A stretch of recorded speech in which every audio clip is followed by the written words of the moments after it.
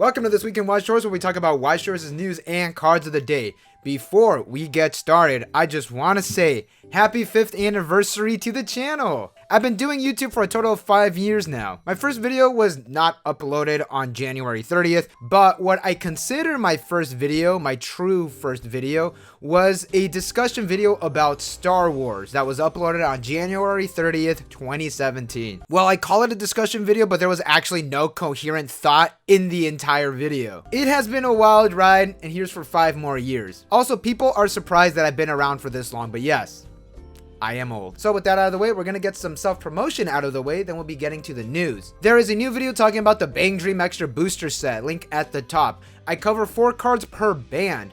I chose some of the more interesting ones as opposed to the more meta-relevant ones. I did talk about every climax combo though, so maybe that last statement's a little wrong. Also, the Blake deck is done. I just need to playtest it a bit, but do expect a deck profile in the coming weeks. And if you want to be a YouTube member, you can hit the join button. It's only $1 a month. You do support me directly, and you get some cool perks such as access to the community Discord, videos early, special emojis, all that good stuff. Also, it's a new month. We're changing the emotes. We're gonna start off with the English news first. Weiss Schwarz English is having a giveaway contest for RWBY. The prize is a RWBY booster box. The contest is available from January 24th to the 31st. So if you're watching this on a Sunday, hurry up. The rules are simple. Use the deck log to create a RWBY deck. Fill out a little survey and a small write-up about your deck, and that is it. You are entered. Good luck to everybody who entered, and I did enter using my Blake deck. Alright, now over to not Weiss news, but it is a little related. eBay has announced mandatory card authentication services for Pokemon cards and other collectibles. Here's comicbook.com. eBay has announced a new program that will require all ungraded cards sold for more than a certain rate to be authenticated by a third party. The program will launch in the United States starting today for any collectible card sold for more than $750. By mid-2022, that service will expand to any collectible card purchased for more than $250. The new service is intended to cut down on scammers and counterfeiters, both of which are on a rise as eBay's card market has grown to become a multi-billion-dollar business. The article continues. The new system will require card sellers to ship sold cards to third-party authenticators such as CGC, who will authenticate the card and ensure that it matches the conditions listed on the item's page. Once authenticated, the cards will be packaged and sent to buyers, with the process expected to take 7 to 10 days from sale to complete. If the card isn't authenticated due to poor condition or being a fake, the buyer will be refunded and the product will be returned to the seller. We should note that eBay currently has similar services for high-end sneakers, watches, and handbags, all of which are designed to protect high-end purchases. So this is nothing new in the world of eBay, as stated in the second paragraph that they do this for high-end products, and now, I hate to say it, trading cards are technically considered more on the high-end side now. This is gonna add more stress on A-tier grading companies, but then again, it's gonna be worth it in the long run. Again, I cannot stress this enough. If you're going to grade your cards, send them to an A-tier grading service. Do not use those B or C-tier services like the ones with the multicolored labels that kind of look like lava lamps. You know the ones I'm talking about. The reason for that is because for most collectors, the label does matter and the grading company does matter. If it's coming from a trusted source that has been in the card grading circuit for years, that is going to be worth more than some cats who just started doing it during the pandemic. But believe me, there's been a lot of those running around. Spend the extra bucks, wait the extra time, and you'll be golden in the long run. But the turnaround times is a lot quicker and they're a lot cheaper too. My rebuttal to that is you get what you pay for. Also, my other rebuttal is, why do you need this card graded so quickly? Why? So you could post a picture of it online so you could get the dopamine rush from the likes and comments from people who are unaware that a low tier grading company slabs are going to be worth less and that actual collectors do not care about these companies? So anyways, eBay stated that now cards sold above $750 are going to be sent to third-party authentication, and in mid-2022, whenever that is, it could be any of the months surrounding June because that is the middle of the year, or if we're just talking about mid-months, March is pretty mid, nothing happens there. Anything above $250 is going to be sent in for authentication. The reason they are doing this is because, you know, there's a lot of fakes floating around, especially in the Pokemon sphere. You know what happened to Logan Paul. Although he did not purchase it from eBay, that is still a solid example. Man, he really just be out here just fucking everything up. I can also see this deterring some people from selling their cards on eBay now. First of all, you can't scam people, so you gotta find a different market to scam through. The second is that there's gonna add a lot of extra steps to selling on eBay. Only the real heads will be on there now. Either way, how does this affect Weiss Schwarz? Well, I will tell you. Let me introduce you to a little set coming in late April called Hololive Production. Oh boy. So Hololive Production is gonna be fucking massive, and I'm gonna call it. It's gonna get cracked to hell and back. It's not a controversial statement, because the set is cracked in its own right. All of the SSPs, minus a couple here and there, are gonna be over $300 starting. So if you're gonna be selling them on eBay, you're gonna have to send them out to get authenticated. Same with the numbered stamp cards from SAO and FGO. Those typically go for about $800 to $1,000. If you're gonna sell those on eBay, you have to get those authenticated as well. So this does affect all of us, not just the Pokemon cast or just the cast that play Magic the Gathering. It affects us all. Overall, I think this is kind of a smart move for eBay's part. What's up? I filmed and edited the whole video, but Bushiroad dropped some pretty important news on Friday night. So here we are. Sorry I look like I just got hit by a bus. I just woke up. Bushiroad has announced the Mushoku Tensei special PR pack. Tournament stores will receive a PR pack that will contain one holo version of the box topper PR cards. That is actually kind of sweet. I loved getting these in JP, and it is nice that English is getting them too. And I know why they are doing this. I feel it in my bones. And believe me, it's not the early onset arthritis either. They're going to be doing this for Hololive Production as well, because if you remember when we were covering Hololive Production, the Hololive Production Festival was handing out PR packs that contained holo versions of the climaxes. I said in a video or in a stream when the set was coming out that we can get these climaxes in English, the holo versions in English, if we are given PR packs. I did mention that they could just give PR packs to game stores because they did it in Japan. They probably have the infrastructure now to have them for the English market as well, because you know just how well Bushiroad has been doing with Weiss Schwarz. I'ma say it. Thank you, collectors. Thank you, whales. And like I mentioned, I think that they're laying down the groundwork and normalizing distributing PR cards through these packs so they could bring those over. We are going to have to wait and see though. All of that out of the way, support your local game store. Go play some games at your locals if you feel comfortable, because again, some stores can alternatively hand these out when you purchase a pack of Mushoku Tensei. There's actually no word on when these will be shipped out, but I'm assuming it's going to be around the time of Mushoku Tensei.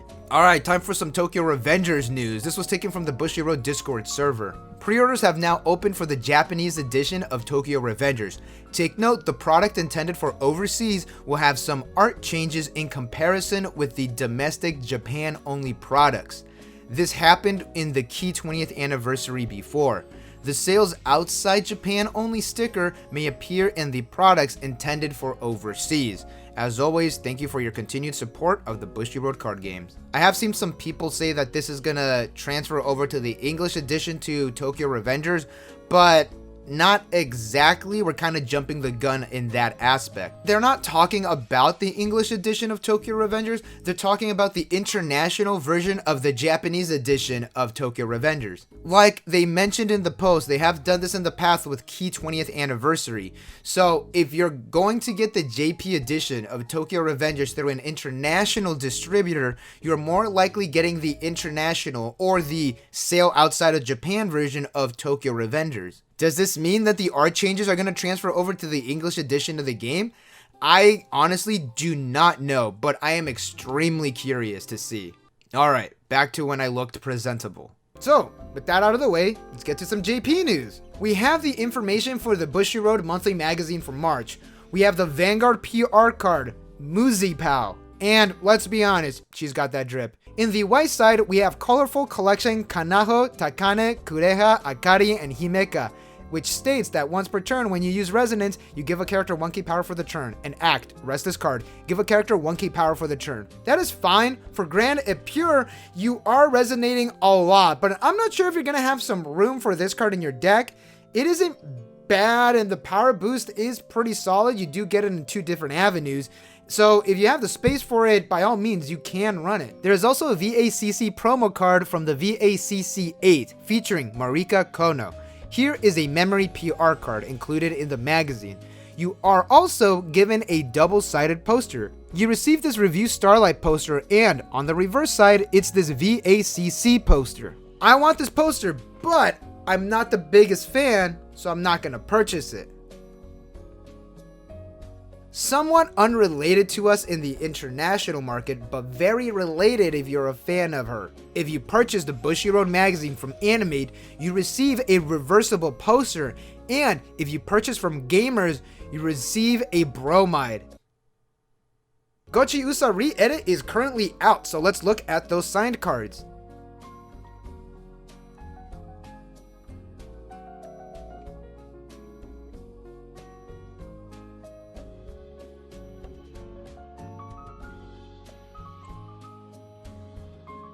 Here is some set information if you are new to this set. As you can see, there are 18 new cards and 82 reprints. The cards that are reprinted are from Gochiusa Set 1, the Trial Deck, Extra Booster Set, and Dear My Sisters. Some reprint cards have different rarities from the original printing. This is fairly standard with a re-added set. Good luck to anyone that purchased into the set. Hope you got some good pulls out of it. Now, I know why you're here. Let's talk about Maid Dragon. So last week's episode, we did talk about some set information that we received, so we're just gonna run through that super quick because it's not a lot. The Trial Deck and Booster Set is going to be released on April 8th. The Booster Set is going to contain a total of 100 cards. One of these signed cards is going to be the mangaka of Maid Dragon, and this accounts for both the Trial Deck and the Booster Set. I'm not gonna try to pronounce their name again because I'm not gonna embarrass myself in front of God again. Now, I typically don't talk about cards if we don't have the card art, but I'm making a special case for this because I am anticipating this set. Super quick, let's talk about the set traits. As of now, we know that there is Dragon, Human, Maid, and Elementary School Student. So now the main traits are Dragon and Human. It will make sense when we actually go into the cards. We're gonna start off with the Trial Deck cards. Toru is a level 0 Dragon Maid character with 3k5 power. This card is the SSP of the Trial Deck, and I have a hunch that this is going to be the artist's signature. She states that all of your opponent's characters gain pay 2 Encore, and at the start of your opponent's attack phase, you can move this card to an empty area in your front row. This is very good. The only downside is that this is a pay 2 Encore for all of your opponent's characters. Where's the downside? I have some oversizers like this, and I have played some games where my opponent gives me that effect, and like, honestly, just straight up, I never use it. I generally do not want to pay 2 to keep my level 0s alive. I mean, you can use that to get climaxes out of your stock, but this isn't really a downside. We're now going to go over to Kana, and she is the overframe rare of the Trial Deck.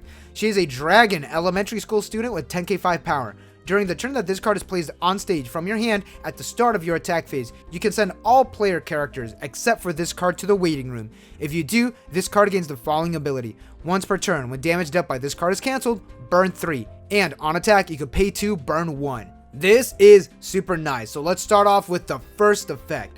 This card is able to pop everything on the board. What is also great is that this goes around hexproof. This does not target. That is great. If your opponent got some choo-choos on the field, they got a Meliodas on the field, no problem. This Kanan will get rid of them all. The way that I see it is that since Kanan is always eating, she kind of just like eats all the characters on the field. That's really morbid. I'm sorry I brought that up. Let's quickly transition to the cancel burn. You have 2 chances of getting the cancel burn. The on attack, ditch 2, burn 1. That's your first instance. If that cancels, the cancel burn 3 activates. And then you could swing for 3 plus whatever you trigger. Alternatively, you could burn 1 that sticks, you hit for 3 plus whatever you trigger, and then you cancel burn 3. Yes, This is literally the Hato from Hololive Production, except that is a pay 2, ditch 2, burn 2 as opposed to just a ditch 2, burn 1. The Hato does have a higher chance of getting the cancel burn done because the burn 2 is a lot higher chance of getting canceled than a burn 1. Also, you don't need to use the first effect. That is important. It is completely optional. You can just on attack ditch 2 cards, burn 1. Then you could swing for 2 plus whatever you trigger. That is a minimum of 3 points of damage with just this card. Run 1 or 2 for sure. Granted, this is one of the first cards we have, so I probably really shouldn't be saying that, but regardless, I think this is a super solid card that warrants running in decks. Now we're going over to the booster pack cards. This unnamed event is a 3/2 yellow event, and it is an uncommon and the set exclusive rare, MDR. Your opponent stock swaps and you salvage a character. Kana is a red level 1 character with 4k power. She is a double rare and an SSP. During your turn, she gains 2k power, and when this card reverses an opponent in battle, if you have a specific door climax in play and you have 4 or more other human or dragon characters, activate the following effects in any sequence. Salvage a human or dragon character. Next effect, you may choose an opponent's level 1 or higher character. Choose a character in their waiting room that is a level lower than the character that you chose, you swap them. The climax is a 1k1 and a door when triggered. Alright, I don't like this is on reverse. I would like it if it was on attack, especially since you need 4 or more characters in play. Just give me this please, Bushy, please. Either way, this is kind of solid still. You can't swap a problematic character, aka a standby target. Let's hope your opponent will have some leftover level 0s in play for some easy reverses. This card is going to be at 7k power on climax, which isn't bad at all. It's pretty solid. Hopefully there's other cards that could help power pump this up, but as of now, this is the best level 1 in Maid Dragon for sure, hands down. The final card that we're going to talk about is going to be the 3/2 Toru, and she is the double rare and the SSP. What this card attacks if you have a certain choice climax in play, and if you have another dragon or human character, choose one of the following effects. Burn 1, or pay 2, ditch a character. Declare a number. Burn for the number declared. The climax is a 1k1 and a choice when triggered. Dude, that is so nice. If you try feel these, that is 3 instances of burn 1s, and then you also get 3 separate attacks. That is pretty much game right there. But if you know your opponent is all out of climaxes, you could pay 2, ditch a character, burn for whatever is left in their deck, and you get to hit them on the refresh as well. This is really, really good. I genuinely like this. And yes, you can burn for 69 or 420, but we're good players, we don't do that. And that is where we're going to end today's video. Thank you all for watching. What did you think of the first reveals of Maid Dragon? I'm going to be keeping my eye on this set because I'm genuinely invested in this now. Are you worried about the eBay verification, and why? Is it because you are scamming people and finally the jig is up? Don't forget to like and subscribe for more Weiss Schwarz news and content. Thank you all to my YouTube members scrolling up over here. If you want to be a YouTube member, just hit that join button. It's $1 a month. You get a bunch of perks along with it. Stay safe, everyone. See you all in the next one.